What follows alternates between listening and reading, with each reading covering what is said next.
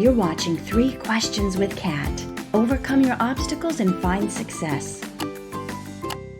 Hi everyone, it's Catherine Norland and we are back for another episode of 3 Questions with Kat, and I've got Trent with me. Hey Trent.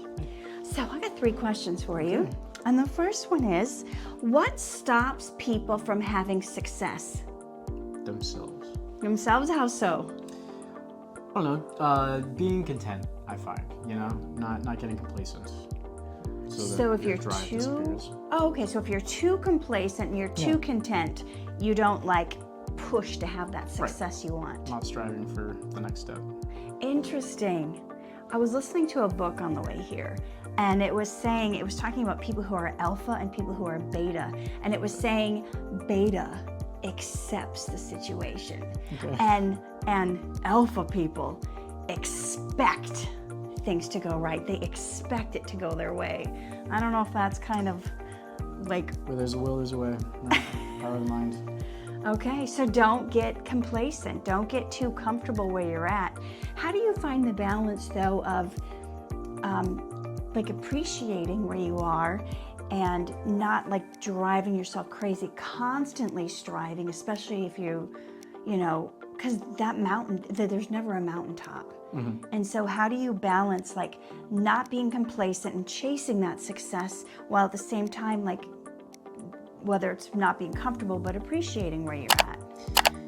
Yeah, that was something that was pretty hard for me. So I just graduated last year, last spring. Okay. And so I spent 3 years at UW-Madison and just loved every moment of it. I was in a performing group that was the perfect group to perform in while also being a college student. The amount of performing we got to do and touring and whatnot. And I loved it. And the whole time, since middle school, I've known I want to move out here and pursue acting. So, I was there, and lots of people who go to Madison are also from Madison. A ton of my friends were going to be staying in Wisconsin. And, I knew I was going to be moving away. And so it was for that last year, especially last semester, I was kind of in this limbo state of trying to really appreciate the moment that I was at and also looking forward to being here now because it's been my dream for so long. Wow. But I think, there's always a next step. And I think, that the beauty of everything that is fleeting is that it is fleeting and that you get to hold on to it while you can, and then you get to look back on it.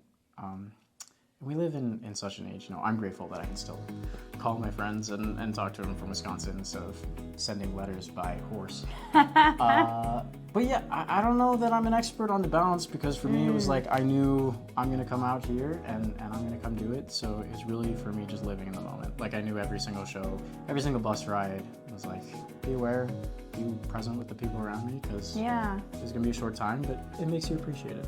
So it's almost like living in 2 realities, where you're there, you're in the moment, you're present, you're savoring it, but your eyes on the prize, you're going somewhere else while you're still trying to appreciate this. Yeah.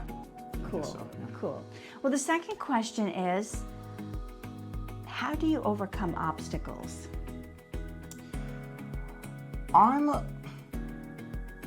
I usually take the stupid approach of just keep banging my head against the wall and hope it works. No, I think, but change your approach. How do you get over obstacles? I just love learning random things. I have a bunch of random talents just because I saw someone do it and it's stuck in my head on how to do it. I need to figure it out. And sometimes you go home and you try it for 15 minutes and you learn it. And that's cool because it's wow, I learned that really quickly. But the ones that are the most satisfying are skills or talents or whatever that I've spent the most time learning. And so, I'm not exactly answering your question here, but obstacles are good. The longer it takes to get past one, the better it feels when you get there. It's anytime I'm learning, so I'm a break dancer, and a windmill is one of the first power moves that you usually learn. And that took me through high school a good year and a half of on and off training to get to it. And I would always take video of myself to, because what you feel like you're doing is always different. So it's just good to see what you're doing. Any sort of sport, it's great to video yourself for feedback like that.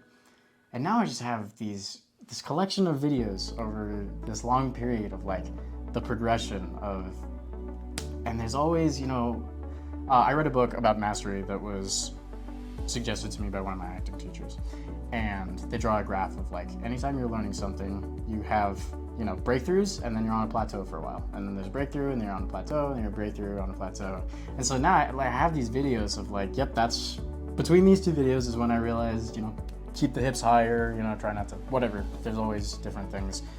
So it's cool seeing each of those obstacles that you get past. And for me, you know, how do you get past that? I think it's different based on the scenario. I don't think there's one solve all.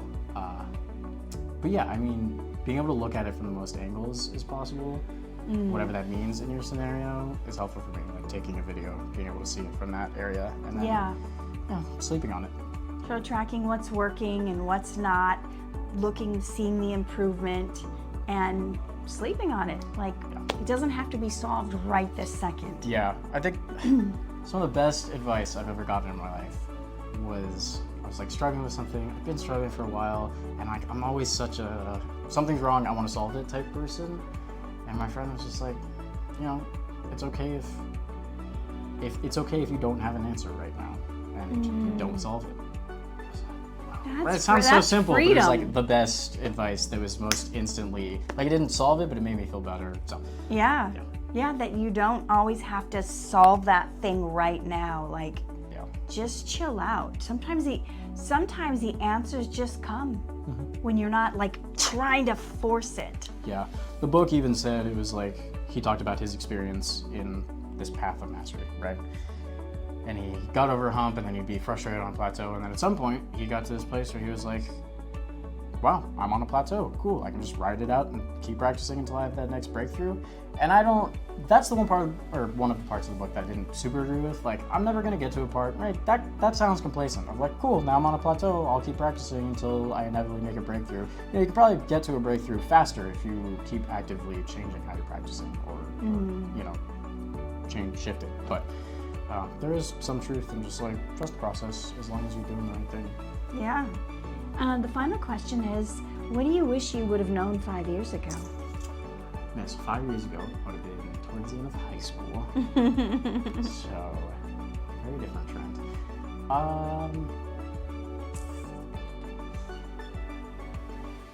I think one of the biggest things coming out of high school that was different than how I expected it to be was like keeping in touch with people from high school. So this might sound similar to what I talked about towards the end of college but I think when I was leaving high school, and I know, you know, I was going to a different state that almost no one from my school was going to, I kind of had this perception that probably I'd keep in touch with a lot of people because I'd been so close to them for years. And there was really like one guy that I still text him almost every day. He was one of my best friends growing up since like preschool. But I had lots of people that were like that I've been friends with since elementary school that I didn't keep in touch with the same way. So I made a commitment to do that more towards the end of college, especially because I had that whole group of performers that I was talking about. But yeah, I mean, just a little bit more incentive. Wish I'd known a little bit more how hard it is, how much effort it takes to keep in touch with people, and to try to do that with a few more people. Yeah. Grown-up friendships are way different than high school friendships. You don't like automatically see them every day. You know, you gotta take some time out. You gotta put effort into it, and that's a whole different thing. That's great. Okay, so Trent, where can people find you if they want to look you up? I have an Instagram. You'll see me in like a few years. I'll be on, you know, the big screen. Yeah, of course you will. Tell them what your Instagram handle is. It is stripe_Trent Joyce. It's a long story about a nickname from baseball. So stripe_Trent Joyce. Thank you so much for enlightening us today, and we will see you next time on another episode of 3 Questions with Kat. Bye. See ya. Get the tips you need to reach your dreams.